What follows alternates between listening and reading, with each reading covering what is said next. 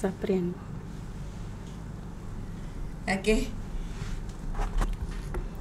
Assalamualaikum warahmatullahi wabarakatuh, kawan-kawan sekalian. Kembali lagi dengan saya Weni Ramdiastuti. Kita ketemu dalam acara TVRI Bicara.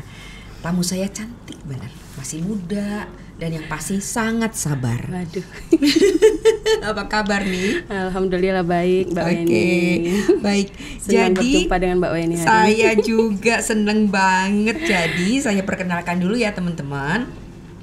Beliau adalah Ibu Rizky Sapriani MPD, Ketua Himpaudi Ogan Ilir. Apakah itu Himpaudi? Kita akan tanya-tanya langsung, tapi pastinya pada kesempatan ini kita akan bicara tentang bagaimana sih mendidik anak-anak sejak masa PAUD ya. PAUD itu singkatan apa dan segala macam. Saya mulai dari hal-hal yang sederhana aja supaya orang tahu semua ya. Karena zaman saya yang sudah sangat lewat, itu PAUD tuh kan boleh dibilang belum ada. Padahal udah lama sekali ya saya ternyata ya. Iya. Dari tahun berapa sih PAUD itu sebenarnya? PAUD itu singkatan apa dulu? Ayo. Iya. Ya, salam kenal semuanya. Baik, Mbak Weni, PAUD itu adalah singkatan dari pendidikan anak usia dini, seperti itu. Jadi untuk mempersiapkan anak-anak untuk ke jenjang selanjutnya seperti itu. Jadi TK maksudnya? Iya, PAUD ini ada beberapa layanan. Jadi ada yang namanya layanan yang formal, TK, Rodatul Atfal seperti itu, dan apa tadi Atfal? Iya, RA, Kemenak, di bawah bimbingan Kemenak seperti itu. Ya. Iya, itu formal. Ada non formal, kelompok bermain, satuan PAUD sejenis.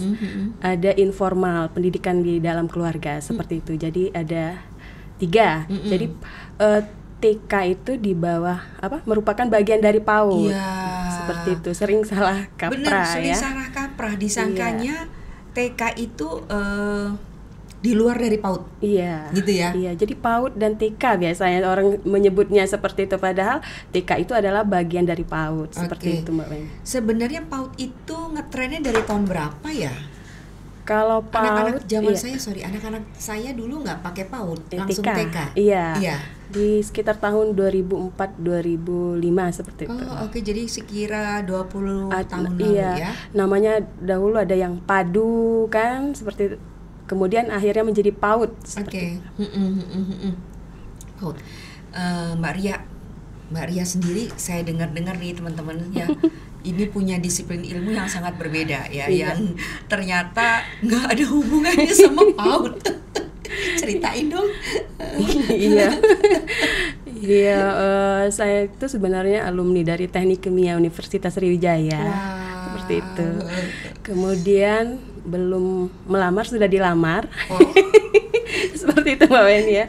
Kemudian alhamdulillah dikaruniai anak-anak, kemudian tinggalnya juga memutuskan untuk di desa tercinta, kemudian berkomitmen untuk membangun desa. Kalau kita yang ini keluar semua, siapa yang mau membangun desa? Seperti itu.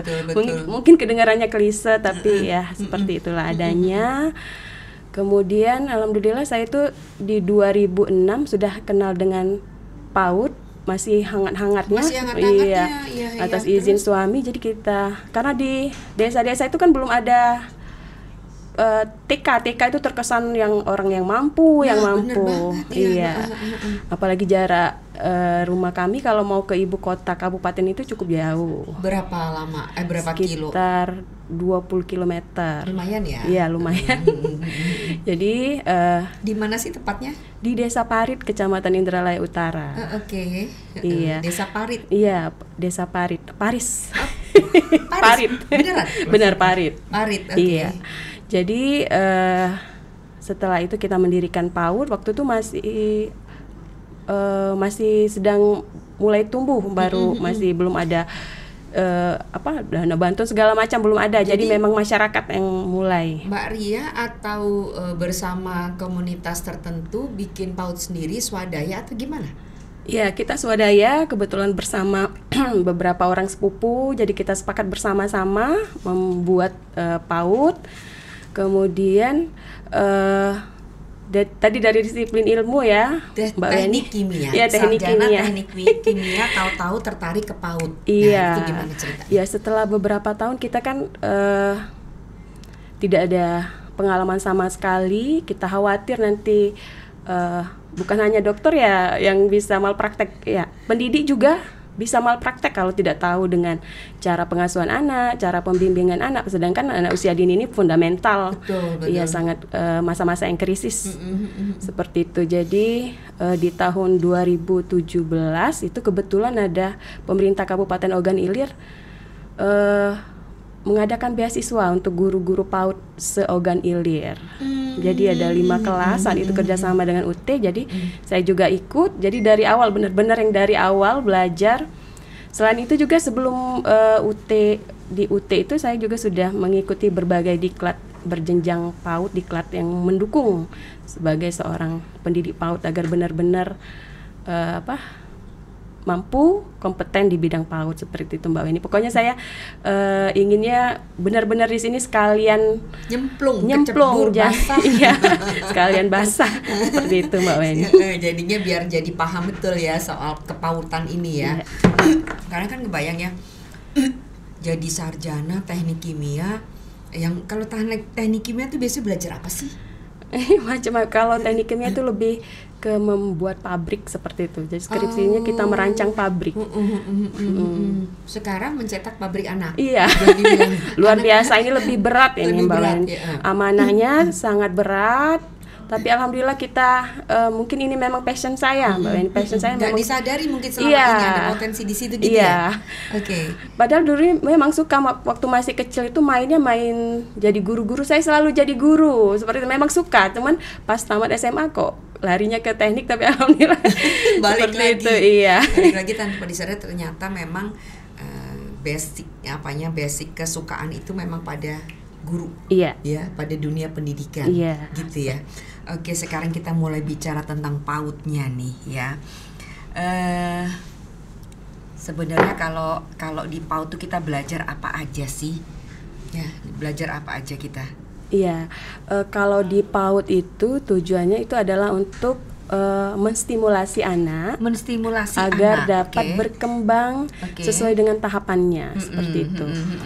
Jadi kita di PAUD tidak ada, kalau laporan hasil belajarnya itu bukannya nilai, bukannya berupa bintang, tapi kita hanya menyampaikan ke orang tua apakah anak ini sudah berkembang sesuai dengan tahapannya, apakah masih perlu di up lagi atau sudah melebihi usianya tahapannya begitu. Jadi saat menyampaikan laporannya kita seperti itu, bukannya nilai ini juara 1, ranking 1, nggak ada. Jadi lebih banyak kepada narasi ya? Iya, narasi betul. Guru ya? Iya. Oke, misalkan si Badu gitu ya? Iya.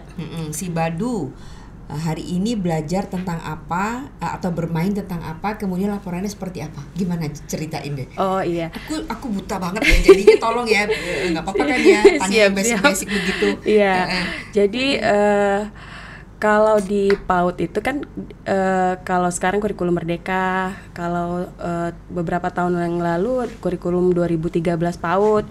Jadi ada beberapa kompetensi inti, ada beberapa kompetensi dasar yang harus dicapai anak sesuai dengan tahapan perkembangannya. Jadi ada yang namanya STPPA, standar tingkat pencapaian perkembangan anak.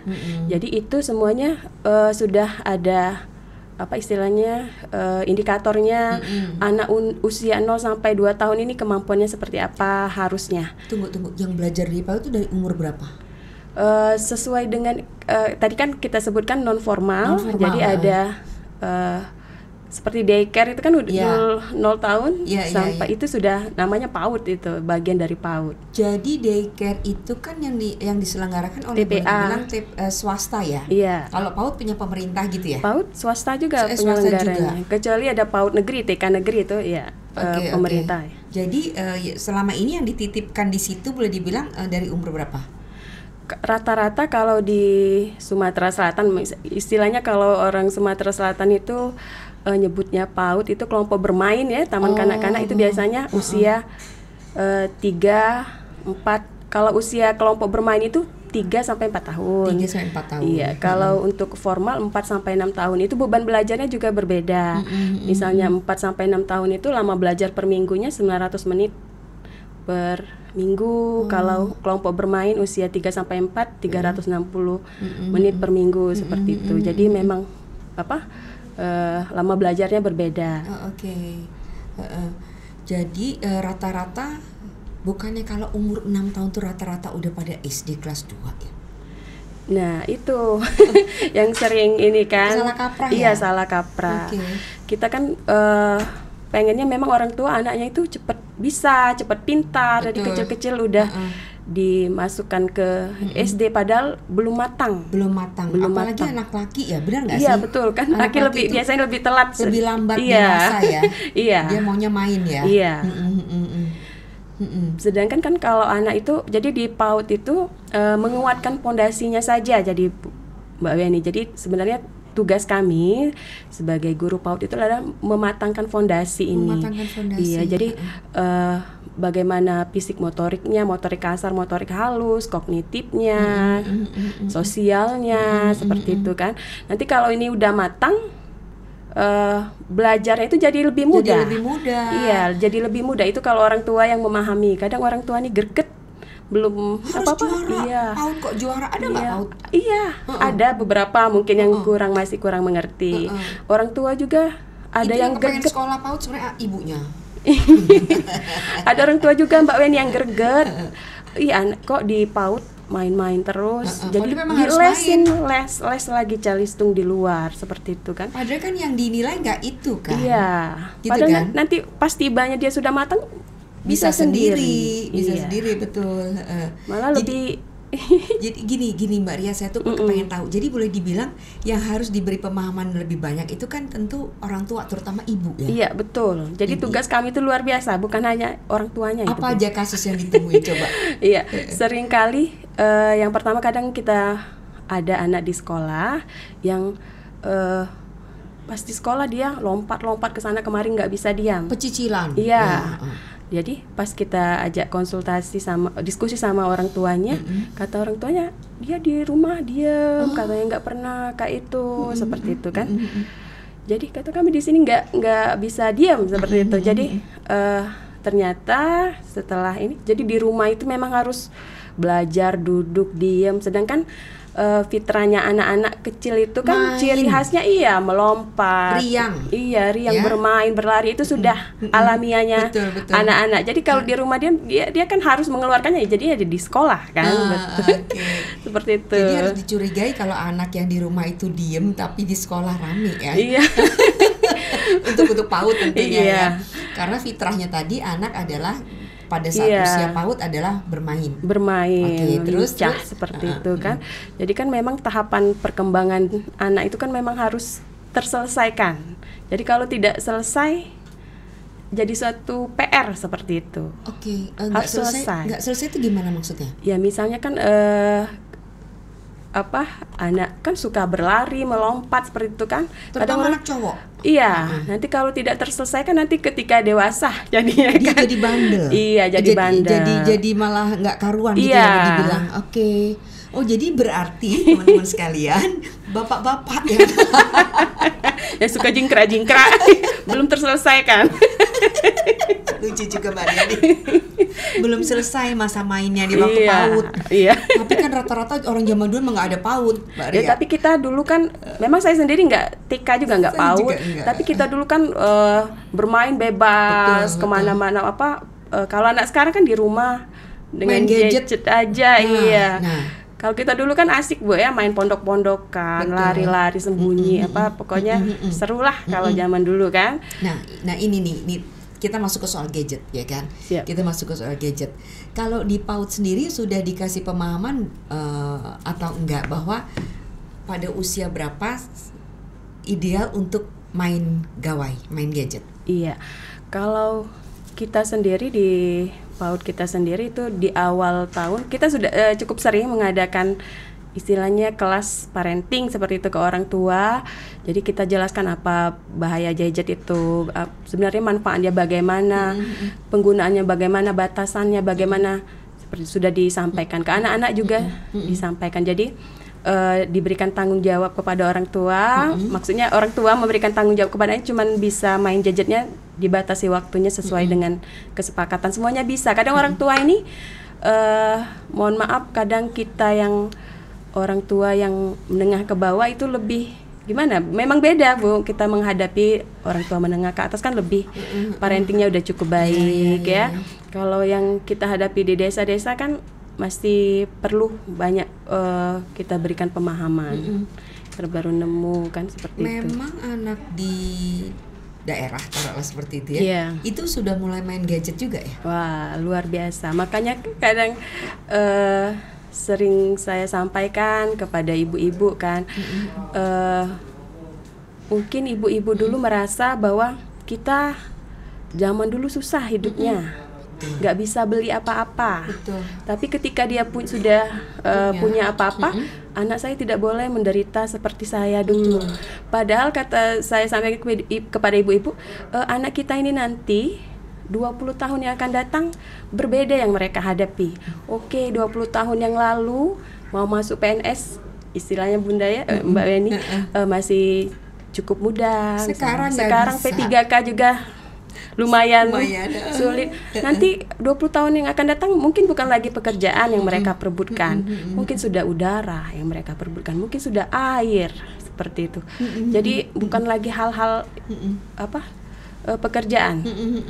Jadi sudah yang hidup tuh semakin sulit, dan sementara kalau kita sebagai orang tua memberikan kemudahan kepada anak itu nggak ada proses ya. Iya, betul. Jadi harus anak-anak itu harus juga itu kadang saya sering ulang-ulang kepada orang tua, harus diajarin untuk fight, tetap fight, jangan dimanja. Iya, jangan dimanja. Siapa yang nggak sayang dengan anak, betul, ya Mbak Eni ya. Cuman harus diajari tetap fight dan punya cita-cita, punya mimpi, kata Pak Menteri. Pak Menteri pesan kan harus anak-anak sudah harus punya mimpi dan cita-cita.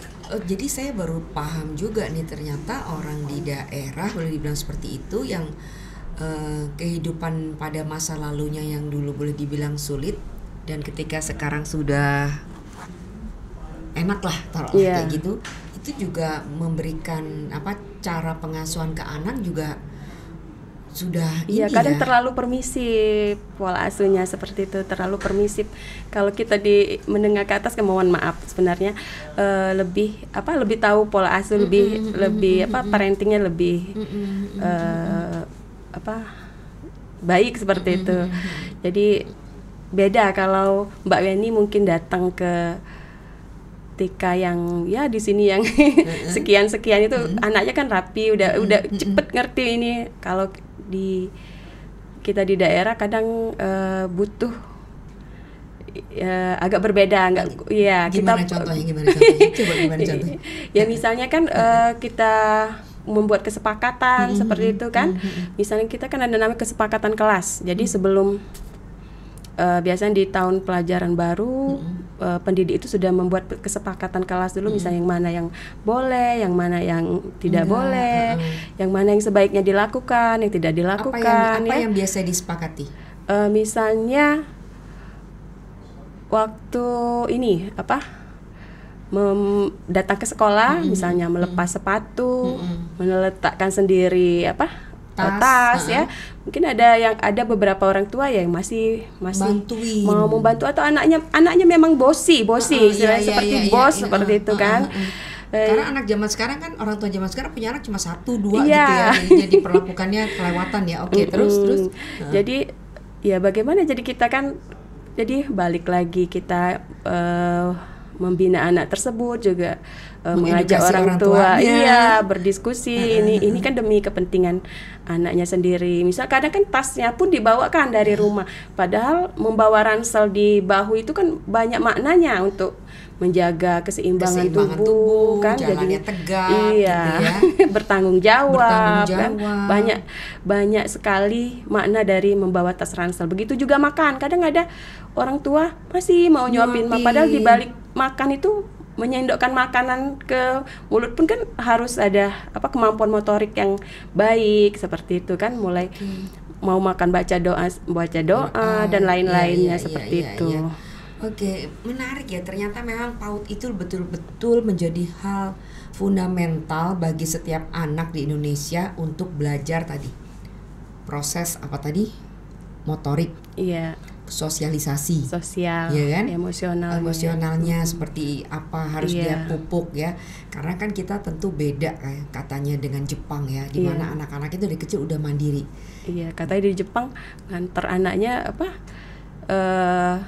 tidak boleh kelihatan kan 1 kilometer udah nggak kelihatan lagi orang tua dari gerbang sekolah. Iya. Tapi kalau kami di sekolah ini Mbak Weni, karena membiasakan orang tua membacakan buku. Jadi setiap pagi anak-anak dibacakan dulu buku dongeng di sekolah. Jadi kalau udah membacakan buku cerita baru orang tua pulang. Itu pemaksaan untuk orang tuanya supaya juga membacakan membacakan cerita, storytelling. Iya, betul. Karena kalau ini terakhir waktu itu saya tanya ibu pernah membacakan cerita, tidak pernah. Jadi benar ya? Ya, itu hampir tidak pernah. Itu habit yang boleh dibilang hampir nggak ada lagi. Iya. Zaman saya dulu saya masih bacain cerita buat anak-anak kalau mau tidur gitu ya. Iya. Benar. Sungguh membekas. Betul, sungguh membekas. Dan lagi kan yang menariknya itu sembari kita membacakan tuh kita memainkan peran ya. Dan anak sendiri kita ajak untuk bermain peran juga kan gitu. Betul. Cerita kelinci dan apa tuh cerita si kelinci yang cerdik gitu-gitu kan ya dulu ya. Sampai sekarang masih ingat. Tapi orang udah banyak nggak melakukan. Dunia sudah berubah apalagi di Indonesia. Betul. Gitu ya. Nah, menarik nih. Kita sekarang ngomongin tadi soal, saya tertarik dengan Mbak Ria bilang bahwa anak harus belajar makan sendiri. Iya. Tidak disuapin. Iya. Gitu ya. Nah, sekarang kan kita sudah masuk ke programnya Pak Prabowo nih. Iya. Makan bergizi gratis gitu ya. Makan Mulai tanggal berapa? 6 Januari ya? Ya, 6 Januari kan ya di Indonesia. Tapi saya nggak tahu nih di OI udah apa belum? Di OI launchingnya tanggal 16 Januari 2025 kalau tidak salah. Iya, jadi baru ya, baru beberapa hari lalu. Baru beberapa hari yang lalu. Jadi baru ada sampel 1 taman kanak-kanak. Ya kami berharap nanti ke depannya juga semuanya bisa dapat ya. Dapat. Seperti itu. Ngebayang ya kalau di TK tuh lebih heboh lagi kan persiapannya ya. Iya. Karena yang ada beberapa temuan menarik gitu di lapangan. Misalkan anak SD kalau nggak salah, dia nggak biasa makan nasi, jadi makannya kentang. Wih, keren juga. Iya kan? Iya. Jangan aja bilang gini, si anak nggak biasa makan nasi, biasa makan burger. Masa pemerintah mau ngasih burger? Iya.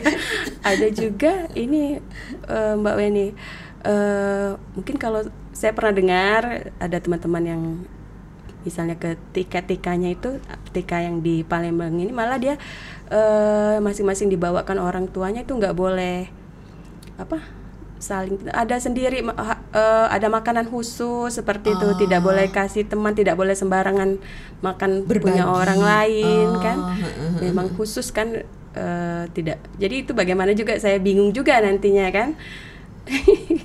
Tapi kalau di menarik ya. PAUD kami sendiri itu memang sudah ada program makan bersama. Jadi anak-anak tidak bawa bekal dari rumah. Kalau bawa bekal itu seringkali anak yang satu bawa ayam, yang satunya bawa telur, nggak jadi makan. Jadi kalau ini kami tanggulangi dari sekolah. Ibunya cuma bayar 2.000 per hari. Anaknya makannya dari sekolah. Jadi gurunya sendiri yang memasak, menu-menunya juga kita atur supaya bergizi. Jadi kalau makan tekwan itu ada wortelnya seperti itu. Iya, ada diselipin sayur ya. Jadi semua anak makan, suka. Yang biasanya pernah ada itu anak bidan nggak pernah sama sekali makan nasi, biasanya susu saja, jadinya dia jadi suka makan nasi karena sama-sama kan. Jadi bisa merasakan semua varian makanan gitu ya.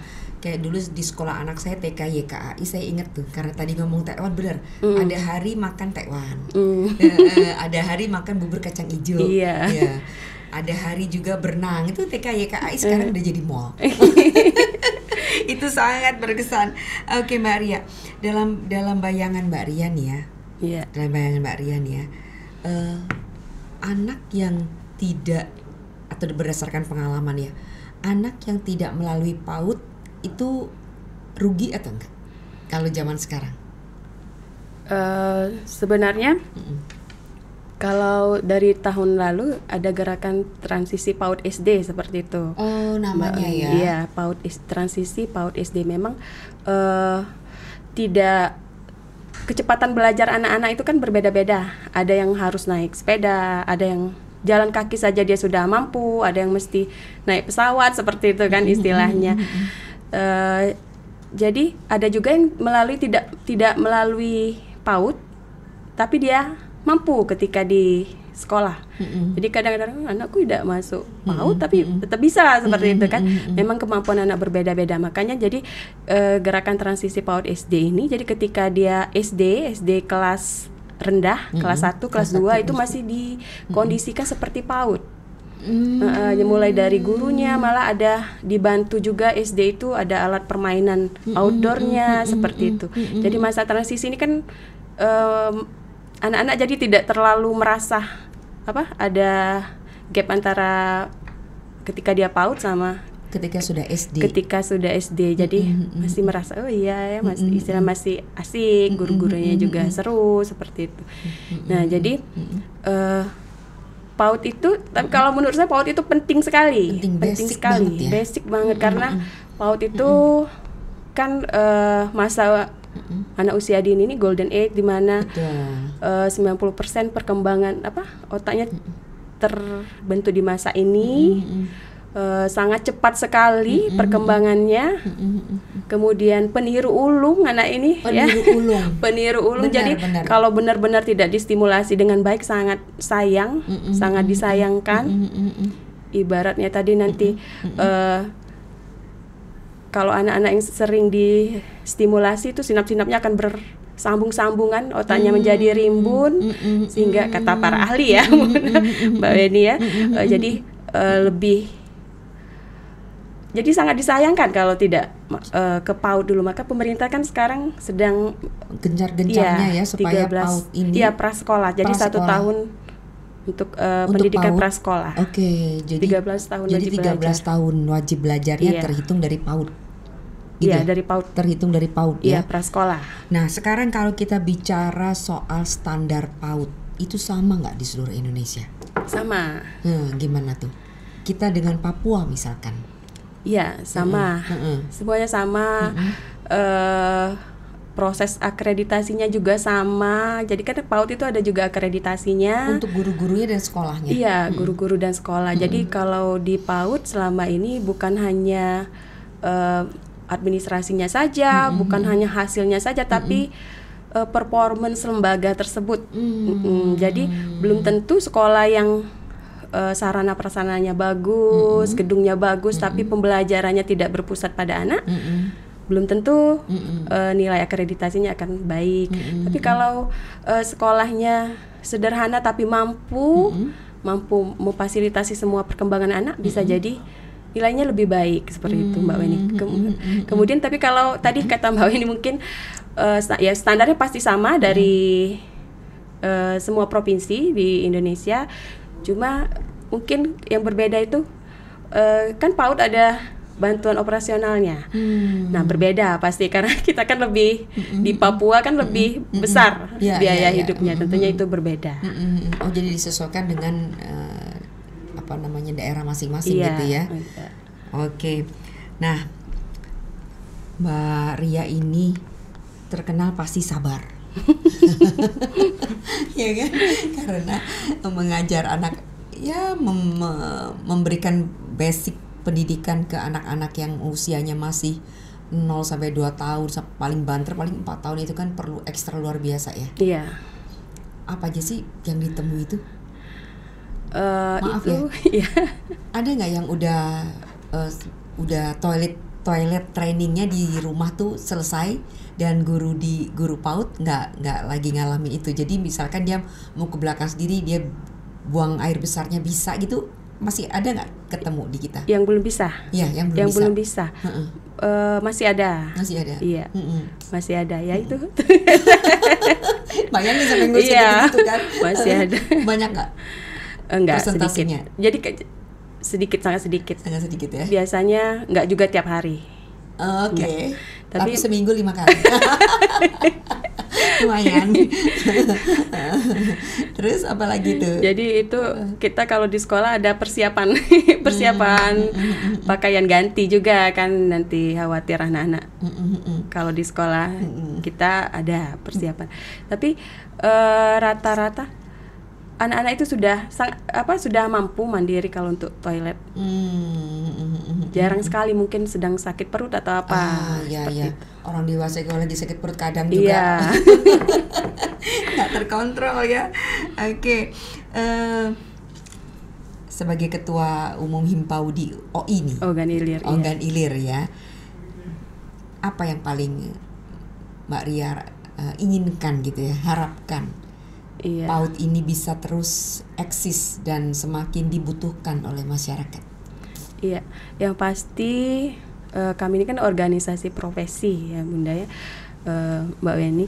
Biasa Bunda karena biasa ketemu dengan bunda-bunda. Semua panggilannya Bunda ya. Iya, bunda PAUD. Iya. Jadi yang paling saya harapkan adalah kesejahteraan pendidik. Nah, iya, kesejahteraan dan perlindungan hukum pastinya. Perlindungan hukum yang sering kami temui itu di daerah. Kalau kesejahteraan, alhamdulillah kami untuk guru PAUD se-Organ Ilir itu sudah dibantu melalui dana desa. Dana desa. Jadi ada insentif melalui dana desa, tapi yang masih kasihan kelurahan. Yang di kelurahan. Kemudian yang menjadi berapa itu kalau boleh tahu, berapa itu? Besarannya besarannya. 1 bulan 400 sampai 600. 400 sampai 600 ribu. Iya. Only. Only. Kalau jualan ayam geprek lebih banyak hasilnya. Makanya kadang saya sampaikan ke orang tua, kalau jadi tukang rumput saja Mbak Weni 100 ribu dapat sehari. Ini tanggung jawab luar biasa. Mana administrasi juga, kita kan selain mengurus anak, mendidik anak, beban administrasi juga luar biasa. Jadi contoh administrasi apa gitu loh, laporan yang dikerjain apa supaya didengar Pak Prabowo, karena guru-guru dapat insentif kan. Udah dapat apa belum nih? Insentif belum tercover seluruhnya. Kalau untuk kelompok bermain ini belum.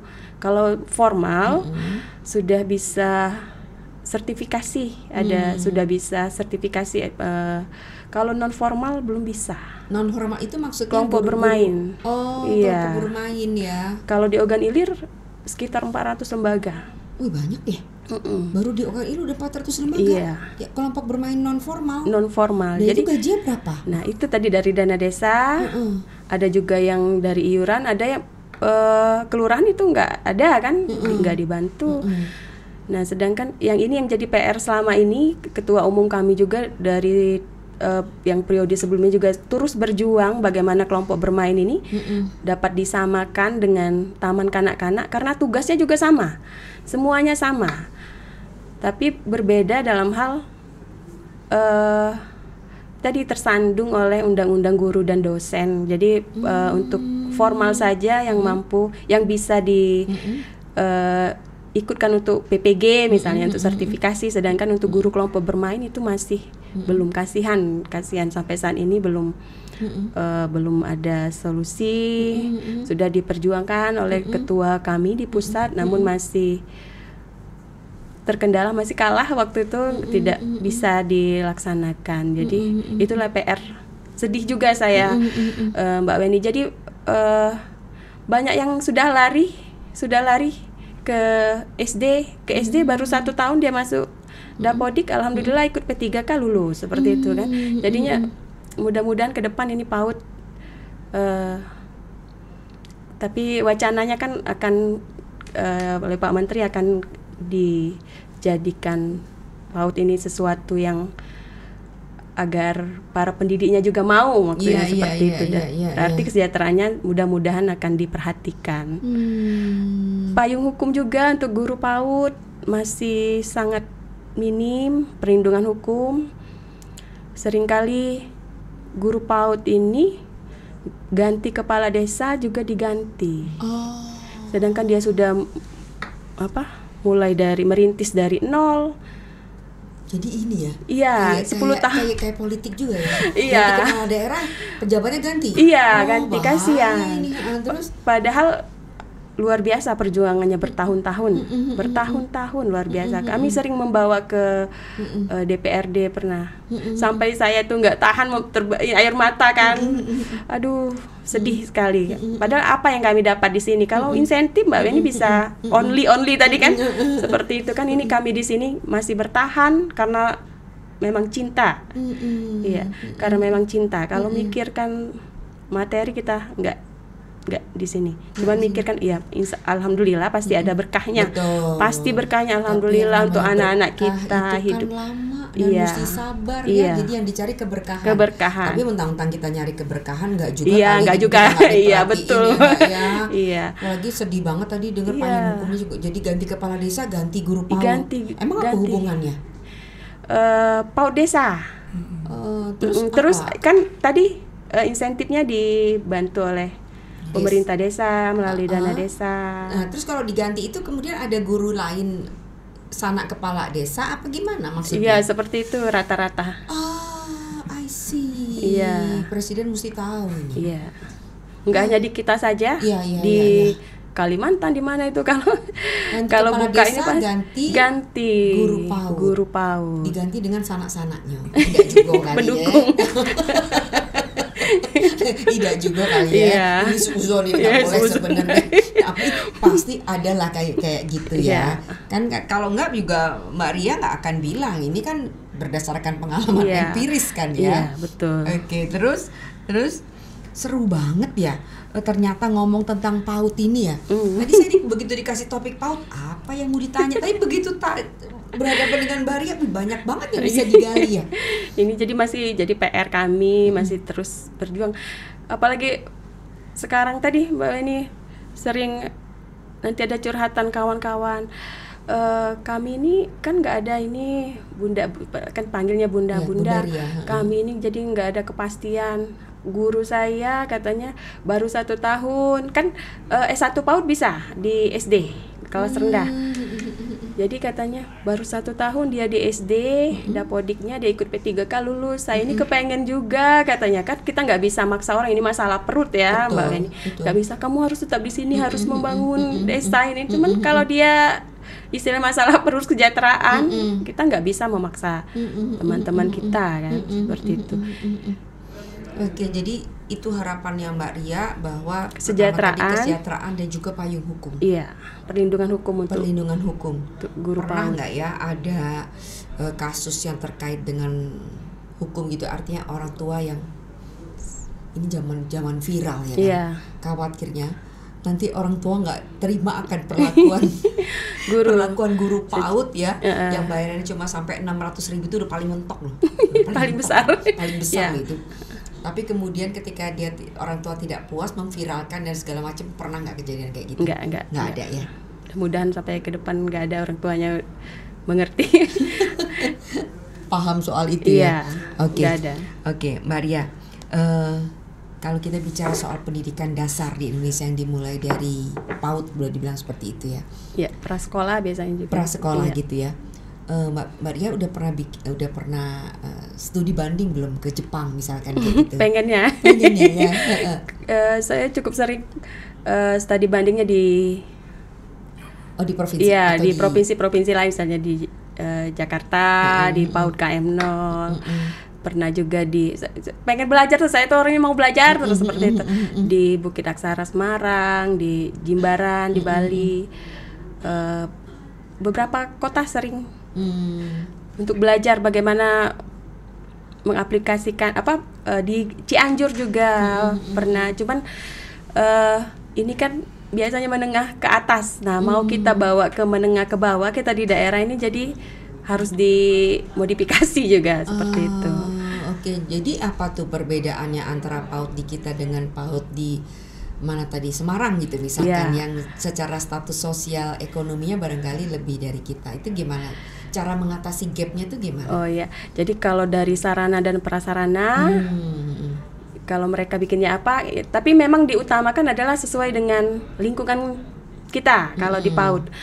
Misalnya kalau di lingkungan kami itu lebih ke perkebunan, ada karet, sawit. Jadi untuk bahan-bahan pembelajaran ya jadi kita ambil misalnya buah sawit deh. Sawit ya, biji karet. Saya baca tulisannya Mbak Ria. Mbak Ria ini rajin ya bikin blog ya. Jadi ada belajar tentang apa sih buah sawit dan mengumpamakannya dengan buah sawit. Itu ceritanya gimana tuh? Menghitung dengan buah sawit. Terus kegunaan buah sawit itu semuanya seperti apa kan, mulai dari batangnya bisa kemudian tandannya itu juga yang jatuh bisa jadi pupuk kembali di buah sawit. Ya karena kita di lingkungan perkebunan sawit, Mbak Weni. Jadi sesuai dengan muatan lokal kita gitu ya. Iya. Oke. Jadi cara mengadjust menyesuaikannya kembali dengan kondisi kita itu tadi ya. Kita mencari hal-hal yang sesuai dengan ada di lingkungan kita gitu ya. Makanya tadi kata Mbak Weni standarnya sama, tidak dari ini. Standarnya sama tapi pembelajarannya sesuai dengan daerah kita masing-masing. Jadi nggak bisa contek-contekan rencana pembelajaran dari Jakarta kita di sini kan beda. Copy paste nggak gitu bisa. Nggak bisa itu ibu kota sedangkan kita perkebunan nggak. Jadi kalau perencanaan nggak bisa copy paste, jadi cukup disesuaikan dengan daerah kita masing-masing. Oke. Nah, kita ini kan Indonesia tentu saja adalah NKRI, ya kan, yang terdiri dari pulau, agama, bahasa dan segala macam lah udah. Tentu kita sama-sama semua paham. Bagaimana hal-hal tentang kebinekaan itu diajarkan dari PAUD? Kalau kita memang ada temanya, misalnya aku cinta Indonesia. Jadi setiap sentra, kalau di sekolah kita menggunakan model sentra. Jadi misalnya di sentra Balok ini gurunya mengenalkan hari ini kita belajar tentang ibu kota Jakarta misalnya kan, ibu kota Jakarta. Jadi di Jakarta itu nanti dikenalkan dulu untuk melalui video atau buku. Ada apa saja di Jakarta itu, ada misalnya ada Monas, ada mall misalnya kan, ada patung di Bundaran HI itu misalnya kan, diperlihatkan gambar-gambarnya. Nanti anak dipersilahkan untuk membuat kreasi tentang yang sudah didengarnya pada hari itu. Jadi ada yang membuat bangunan Monas, ada yang membuat Bundaran HI misalnya. Membuatnya kan apa? Pakai balok dari balok dan Lego seperti itu. Kemudian nanti pas di sentra lainnya bermain peran, bisa jadi nanti bermain peran penari atau ondel-ondel misalnya seperti itu. Jadi anak-anak hafal. Jadi tahun lalu kami bukan kebudayaan seluruh Indonesia, organ ilir saja sebab kan kenal dulu daerahnya, kan lucu. Kalau lebih apa daerah lain sebentar organ ilir aja nggak tahu. Terus jadi organ ilir, jadi anak-anak mulai dari budayanya bagaimana, makanannya apa saja. Jadi kadang kan nggak tahu, taunya cuma pempek, nggak tahu lakso, burgo seperti itu kan. Ada macam-macam jadi anak-anak dikenalkan. Kemudian kain khas organ ilir itu apa misalnya, contoh kain gebeng misalnya, ini kan kain gebeng ini asli sana ya. Tenun kan, kain songket seperti itu Mbak Weni. Jadi kemudian di akhir kita kuatkan lagi, kita kunci pengetahuannya itu. Kebetulan Dinas Pendidikan Kabupaten Ogan Ilir itu punya bis sendiri untuk field trip. Alhamdulillah difasilitasi, jadi kita langsung keliling Ogan Ilir. Ini sama Masjid Bayi. Ini yang sudah kita belajar. Dia sendiri yang ngomong. Bahwa nggak berhenti lagi apa yang pernah dia dengar, dia buat gambarnya. Ini aku buat ini. Pokoknya seru kan jadinya. Ini Taman Pancasila, ini Masjid Bayumi, ini kantor bupati. Jadi kan dikelilingkan. Di sini ada kemplang yang lemah. Ada pempek yang lemah. Seperti itu. Pas pula Mbak ini pas kami langsung ke tenun ini, yang tempat tenun kain gebeng. Kain gebeng kalau Ogan Ilir khasnya. pas juga disediakan pempek ya. Jadi berarti banyak ininya dapat semua seperti semua. Itu. Oke. Seru ya ternyata ya bicara tentang apa namanya PAUD ya, tentang PAUD. Jadi cara pengenalannya itu nggak dibilang langsung ya. Maksud saya itu dikasih contoh dan kemudian kita diajak kemana, anak-anak diajak kemana gitu ya. Oke. Pasti harus bermakna. Pokoknya harus bermakna. Oke, ada lagi nih yang saya tanya ini mana contekan saya nih tadi. Sabar ya, Mbak Ria ya. Oke. Ada nggak sih contoh misalkan apa namanya saking betahnya seorang anak di sekolah gitu ya, sampai dia nggak mau pulang? Iya, ada sering kali, sering nggak mau pulang karena betah. Kadang kan sering kali orang menganggap kalau kelas itu belajar adalah kelas yang diam, yang sunyi, duduk manis mendengarkan instruksi guru. Kalau di PAUD beda lagi, harusnya itu sunyi. Saya sering menemukan sunyi di sekolah saya. Sunyinya itu fokus dengan kegiatan masing-masing, asik belajar. Fokus dia tuh sunyinya karena ada yang berkelompok, dia asik berkelompok, kan seru main. Jadi sunyi karena asik dengan aktivitas masing-masing. Jadi bukan karena takut dengan bu guru kan, atau lagi ngerjain dikte itu enggak. Drill memang dilarang di PAUD. Di PAUD ya. Iya. Oh jadi drilling drilling dikte itu nggak boleh? Iya, drilling misalnya berlembar-lembar menuliskan huruf-huruf. Nggak boleh. Iya. Nggak boleh ya, belum saatnya. Karena kan kemampuan anak untuk fokus itu untuk anak usia dini paling 3-5 menit. 3-5 menit aja seorang anak bisa fokus. Iya. Terus guru-gurunya, kecuali kalau anak memang dia dengan gembira, dengan riang gembira, diciptakan permainan yang menantang. Jadi PAUD juga penyediaan mainan tantangan itu harus sesuai dengan usia. Jadi nggak terlalu mudah, nggak terlalu sulit seperti itu. Jadi harus dibedakan setiap usia itu supaya tercapai kompetensinya. Oke.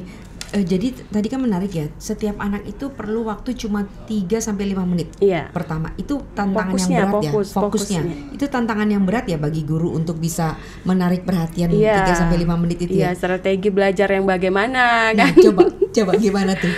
Ya, jadi yang pastinya yang mengasihkan, tapi kadang seringkali itu saya lihat postingan asik, tapi belum tentu bermakna kan?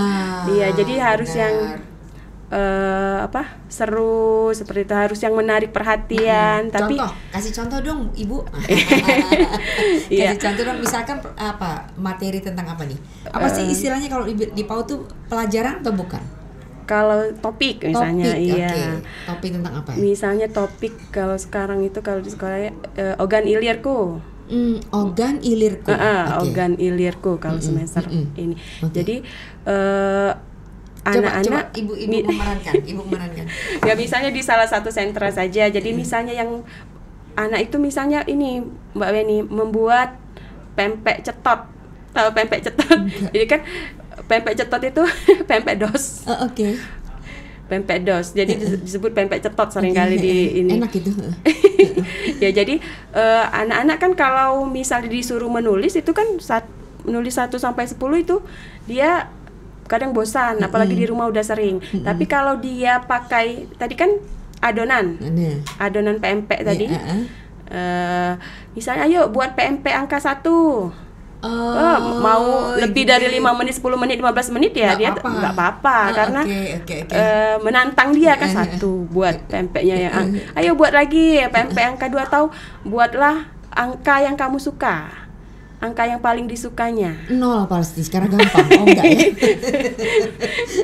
pasti tuh. Jadi lewat 5 menitnya asik kan. Sampai 5 setengah jam juga dia masih betah. Dibikinnya macam-macam seperti itu. Oh, jadi memang ini ya, boleh dibilang guru PAUD nih mesti banyak akal. Iya, banyak akal. Harus kreatif. Jadi karena itu tadi yang diajari adalah hal-hal yang untuk mengasah motorik ya. Iya, itu tadi kan motorik halusnya kan, membentuk. Mungkin kalau saya dulu PAUD saya lebih pintar lagi kali ya. Iya pasti makanya saya beruntung itu kenal PAUD ketika anak masih kecil-kecil. Jadi memang saya komitmen, sering saya sampaikan ke orang tua, kita ini bukan menciptakan anak yang cepat baca, cepat nulis, tapi yang kita mau buat anak itu cinta belajar, seperti itu. Jadi kadang ya alhamdulillah kalau anak saya itu bukannya paksa-paksaan belajar, jadi kalau dia belajar sudah cukup tawakal, berdoa usaha sudah, berdoa sudah tinggal tawakal, saking cinta belajarnya tadi kan. Menarik tunggu dulu. Jadi yang mau dibangun itu cinta belajar. Menarik nih. Saya lihat di foto-fotonya, saya udah spill ya. Dicari tahu ya. Ada stalking bukan spill. Cari tahu Mbak Ria dan keluarga itu anaknya berprestasi semua. Ada berapa sih? Tiga ya. Ada pegang piala, ada yang apa gitu. Coba kamu ceritain dong. Iya. Anak-anaknya apa aja? Kalau anak yang pertama itu kedokteran umum Unsri. Kemarin semester 4. Oke. Tanpa tes waktu itu. Dan alhamdulillah IPK-nya masih 4. Masya Allah. Itu seneng belajar. Cewek ya? Cewek. Itu PAUD-nya sukses berarti ya? Makanya kata saya alhamdulillah saya nemu PAUD itu ketika anak-anak masih kecil, jadi bisa belajar dari sana. Oke, terus yang nomor 2? Yang kedua kelas 12. Kelas 12 itu artinya kelas ini sedang berjuang nanti untuk 3 SMA ya? Iya, 3 SMA. Yang nomor 3 kelas 10, 1 SMA. 1 SMA. Mohon doa semoga kalau kami yang penting mereka bahagia. Jadi apapun tetap diarahkan, tetap dibimbing, tapi yang pasti apa yang mereka mau dulu, cita-cita mereka masih kita support seperti itu Mbak Beni. Jadi tadi coba saya minta Ibu Ketua Himpaudi OI untuk mengulang lagi bahwa pentingnya PAUD itu tadi adalah membuat anak tercapai sesuai dengan perkembangannya tercapai sesuai dengan tahap usianya. Dan kemudian akhirnya cinta belajar, menjadi seorang anak yang cinta belajar, yang fight nanti mampu fight dengan kehidupan selanjutnya. Jadi ukurannya adalah bukan soal cepat atau lambat bisa membaca atau berhitung, bukan. Ya, tapi banyak orang tua yang ambisi, terutama ibu-ibu. Iya, sangat banyak. Kenapa sih bisa kayak gitu menurut Mbak Ria? Walaupun saya sering mengalami dari awal sudah ada komitmen dengan ibu-ibu. Kita nanti seperti ini. Tapi ada lagi saya dengarkan nanti di ini lagi sudah cuci otak lagi kan, cuci otak orang tuanya lagi. Tapi nanti ada juga pengaruh dari mungkin itu sudah bisa, ini anak saya belum bisa. Benar. Kenapa? Jadi greget sendiri kan, jadi dileskan lah, paksalah di rumah seperti itu. Sedikit anaknya kena cubit lah, jangan ya, kasihan anaknya. Jadi saya tuh tiap bulan pertemuan orang tua itu cuci otak orang tua supaya maksudnya demi kebaikan anak-anak kan, bagaimana bisa memfasilitasi anak menjadi bahagia, nantinya dia bisa cinta belajar. Jadi fundamentalnya pondasinya itu dulu yang mau kita kuatkan. Rata-rata yang memang sudah komitmen seperti itu ya alhamdulillah justru berhasil ya. Tapi ada yang gregetan anaknya dileskan, nah jadi itu akhirnya tidak jadi. Di kelas 1 kita pernah itu lihat alumni kita kelas 1 kelas 2 dia dulunya pintar di PAUD, maksudnya karena sering mungkin di rumah sering di terus sama orang tuanya. Pas di SD dia sepertinya berhenti, bosan kan, bosan sudah males, nah seperti itu kan yang nggak kita inginkan ya. Oke, Mbak Ria tolong dong kasih pesan ke para ibu gitu ya yang belum paham tentang PAUD, bagaimana bisa memanfaatkan PAUD ini sebaik-baiknya untuk kita bisa mengakhiri obrolan kita yang sangat seru pada kesempatan ini. Silakan. Iya, baik. Terima kasih Mbak Beni. Ayah bunda di rumah, masa kecil ini adalah masa yang tidak bisa diulang lagi, masa yang paling penting, masa yang paling kritis di sepanjang kehidupan seorang manusia. Oleh karena itu, senantiasa berikan yang terbaik, berikan kesempatan untuk anak menggali pondasinya, untuk memantapkan pondasinya sehingga anak-anak mampu untuk terus berkembang sesuai dengan tahapan usianya dan juga dapat menjadi seseorang yang ayah bunda inginkan juga. Seperti itu ayah bunda, tetap bersabar, intinya tetap selalu mendoakan. Intinya juga Mbak Weni, kita selalu mendoakan, doa orang tua. Betul. Kadang tidak semua apa yang kita inginkan, kadang lihat, oh aduh kita seperti ini, ternyata anak kita juga seperti ini. Nah, jangan lupa untuk selalu mendoakan, karena luar biasa doa seorang ibu. Seperti itu ayah bunda, semoga tetap selalu bersabar, selalu mendoakan, dan semoga kita dapat menjadi orang tua terbaik. Pastinya jangan juga untuk selalu menjadi terbaik jadinya jadi stres ya. Mbak ini tetap jadi diri sendiri dan selalu belajar pastinya. Semoga semua anak-anak kita dapat selalu bahagia dan mencapai impiannya. Oke, terima kasih teman-teman sekalian. Itu tadi perbincangan saya dengan Ibu Rizky Sapriani MPD, Ketua Himpaudi Ogan Ilir. Perbincangannya sangat menarik dan yang pasti sangat bermanfaat, menginspirasi. Tadi saya dengar nih kata-kata bijak dari Mbak Ria ya, dari Bunda Ria, bahwa orang tuanya sabar karena pendidikan PAUD itu adalah pendidikan yang sangat fundamental. Kemudian juga landasan untuk kita mendidik atau menghasilkan anak-anak yang berkualitas gitu ya. Dan saya yang agak terenyuh tuh, bukan terenyuh, apa sih bilang, ini adalah masa-masa kritis. Masa-masa kritis di mana seorang anak harus mendapatkan pendidikannya secara baik. Tapi itu tadi, ingat di PAUD adalah saatnya bermain. Iya. Ya, betul ya? Ya. Bukan belajar dan jadi nggak usah dilesin sana sini. Belajar melalui bermain. Jadi belajar melalui bermain. Ya, jangan kebalik. Belajar bukan bermain sambil belajar. Bukan bermain sambil belajar, tetapi belajar melalui bermain. Belajar melalui bermain. Dan yakinlah bahwa guru-guru PAUD kita yang sangat luar biasa ini mempunyai usus yang sangat panjang sampai ke kaki. Usus besar yang sangat panjang sampai ke kaki, karena sangat sabar. Meskipun dari sisi kesejahteraan, guru-guru PAUD masih terus harus diperjuangkan kesejahteraannya. Ya. Semoga acara ini ditonton oleh para pengambil keputusan, juga oleh anggota DPR RI ya, yang bisa memperjuangkan nasib para guru PAUD dan juga menteri, dan akhirnya didengar juga tentunya oleh Pak Presiden kita, Pak Prabowo Subianto. Itu tadi teman-teman sekalian perbincangan saya dengan Ibu Ria pada acara TVRI Bicara. Semoga kita pada kesempatan lain bertemu lagi. Saya Weni Ramdiastuti menyampaikan salam, sampai ketemu lagi. Oke. Terima kasih banyak. Terima kasih banyak Bunda.